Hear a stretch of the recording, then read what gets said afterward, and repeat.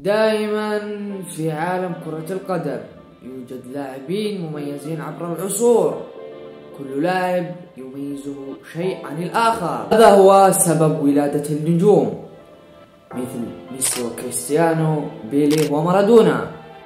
واليوم جئنا لنقدم لكم شيء مهم في عالم كرة القدم وهو المراوغة، ولذلك دعونا نقدم لكم توب 5 كأهم وأفضل لاعبين احترفوا هذا المجال. معكم أوس في قناة أوس HDX. دعونا نبدأ.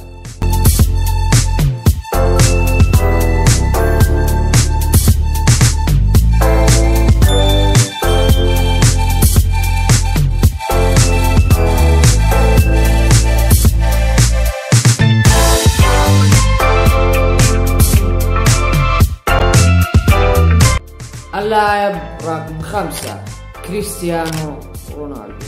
مراوغات كريستيانو رونالدو تعد من أبرز العلامات المميزة في مسيرته الكروية، خاصة في فترته الأولى مع مانشستر يونايتد وريال مدريد. أسلوبه في المراوغة يجمع بين السرعة والقوة والدقة العالية، ما يجعل خصومه في حيرة دائمة أمام حركاته المفاجئة.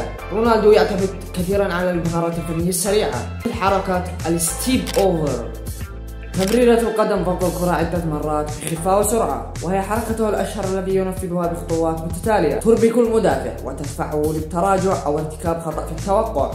كما يستخدم المراوغة بالكتف والجسم لتضليل الخصم، فيميل بجسمه يمينا بينما يتجه بالكرة يسارا، فيطلق فجوة صغيرة يستغلها للانطلاق بسرعة مذهلة.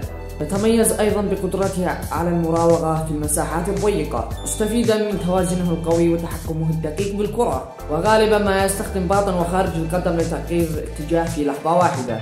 وعندما يكون في مواجهة مباشرة مع مدافع يستخدم مزيج من المهارة والقوة البدنية، فيستخدم ذراعيه لحماية الكرة ويخترق بخطوة حادة وسريعة. في فترته مع ريال مدريد تطورت مراوغاته لتصبح أكثر فاعلية وأقل استعراضا، حيث أصبح يميل في تنفيذ المراوغة بهدف تجاوز الخصم مباشرة أو خلق مساحة للتسديد بدلا من الاستعراض الفني. ومع ذلك ظل دائما يمتلك تلك اللمسة الخاصة التي تجمع بين الجرأة والثقة والمهارة العالية، تجعل كل مراوغة له لحظة منتظرة بين الجماهير. اللاعب رقم 4 دييغو أرماندو مارادونا.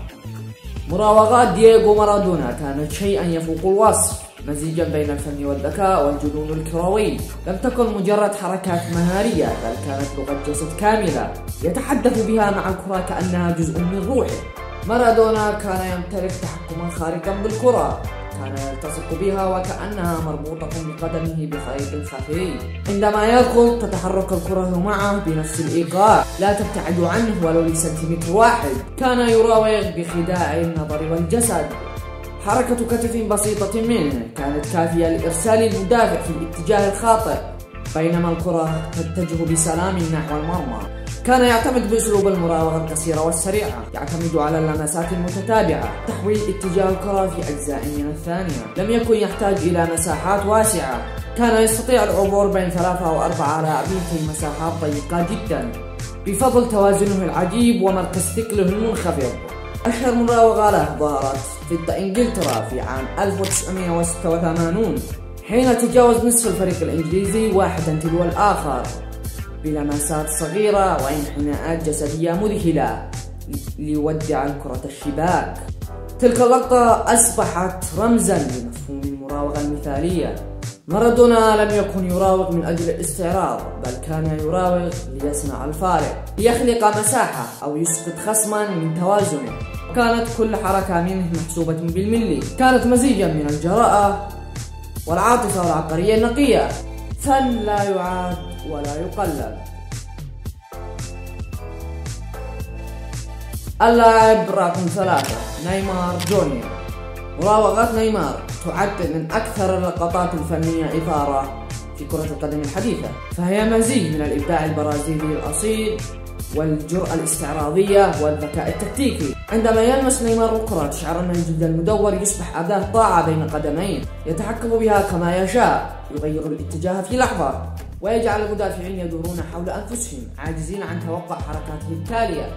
يتقن نيمار أنواعا متعددة من المراوغات. الخطوة المزدوجة دبل ستيب أوفر التي يستخدمها لخداع الخصم وإيمانه. إنه سوف يتجه نحو جانب معين ثم ينعطف نحو الجهة المعاكسة بسرعة مذهلة. الرولته أو دوران زيدان الذي يؤديه بخفة ورشاقة تفوق الوصف، أو كأن الكرة معلقة بسلسلة في قدمين. مراوغة الكعب الخلفي واللمسات الخاطفة التي يستخدمها في المساحة الضيقة لتجاوز أكثر من مدافع دون فقدان التوازن. الرابونة والإليستيكيو وهي حركته المفضلة، حيث يلمس الكرة بوجه القدم للخارج ثم يعيدها للداخل بسرعة خارقة فيترك المدافع منذهلا دون ردة فعل. نيمار لا يراوغ فقط ليجتاز خصمه، بل ليمتع وليعبر عن كرة القدم البرازيلية، المتعة، الحرية والابتكار. كل مراوغة منه تحمل بصمة فنية خاصة، وكأنها لوحة فنية ترسم بالحركة والإحساس، تجعل الجمهور يصرخ إعجابا والمدافعون يعجزون أمام موهبته الفطرية. اللاعب رقم 2 رونالدينيو البرازيلي. مراوغات رونالدينيو تعد من أروع وأمتع ما شهدوه تاريخ كرة القدم، في مزيج من الخيال والإبداع والمهارة الفنية العالية. كان يلعب وكأنه يمارس فنا استعراضيا، يضحك وهو يراوغ وكأن الكرة مربوطة بقدمين. رونالدينيو كان يمتلك تحكم استثنائيا بالكرة، يستطيع أن يغير اتجاهها في لحظة دون أن يفقد توازنه، مستخدما لمساته السحرية وقدرته على قراءة حركة الخصم قبل أن يتحرك. كانت مراوغاته تعتمد على التمويه الجسد أكثر من الاعتماد على السرعة. كان يخدع المدافع بحركة عين أو ميلان كتف فينخدع الخصم دون أن يدرك ما حدث. كان رونالدينيو يجعل الكرة تبتسم كما يبتسم هو، فكل مراوغة تحمل متعة وبساطة وجراءة، في أن الواحد لم يكن يهدف فقط لتجاوز الخصم بل لإمتاع الجماهير وجعل كرة القدم لوحة فنية متحركة. والآن حان الوقت للإعلان عن الرقم 1 والكل يعرفه من قبل أن نعلن عنه. أسطورة المراوغة ليونيل ميسي. مراوغات ليونيل ميسي تعد لوحة فنية تتحرك على العشب الأخضر، ليست مجرد حركات مهارية فقط، بل مزيج من الذكاء والتوازن والسرعة في اتخاذ القرار. ميسي يراوغ بطريقة فريدة لا تعتمد على الاستعراض أو الحركات الزائدة، بل على البساطة المدهشة والدقة القاتلة. يمتلك تحكما بالكرة ملاصقا لقدمه اليسرى وكأن الكرة جزء من جسده، فيمر بين المدافعين بخطوات قصيرة وسريعة لا تمنح الخصم فرصة لرد الفعل. لا يحتاج إلى كثير من المراوغات المعقدة، بل يكفيه تعبير خفيف أو لمسة دقيقة ليسقط أكثر من مدافع في لحظة واحدة. ما يميز مراوغاته أيضا هي قراءته المسبقة لحركة المدافعين، فهو لا يراوغ بعشوائية بل يختار اللحظة المناسبة للانطلاق، ويجعل المدافع يظن أنه يسيطر على الكرة ثم يخطفها بلمسة هادئة وثقة لا تصدق. عندها يبدأ بالراكب بين أكثر من لاعب، يبدو وكأن الدفاع يتلاشى أمامه والكرة تنساب معه بانسيابية مدهشة. حتى في أضيق المساحات يستطيع ميسي أن يخلق المساحات من اللاشيء، وكأنه يرسم خطوط المراوغة بفرشاة فنان على لوحة خضراء. باختصار، مراوغات ميسي ليست مجرد حركات مهارية، بل فن من فنون كرة القدم، مزيج من الغريزة والرؤية والتوازن الذي لا يضاهى.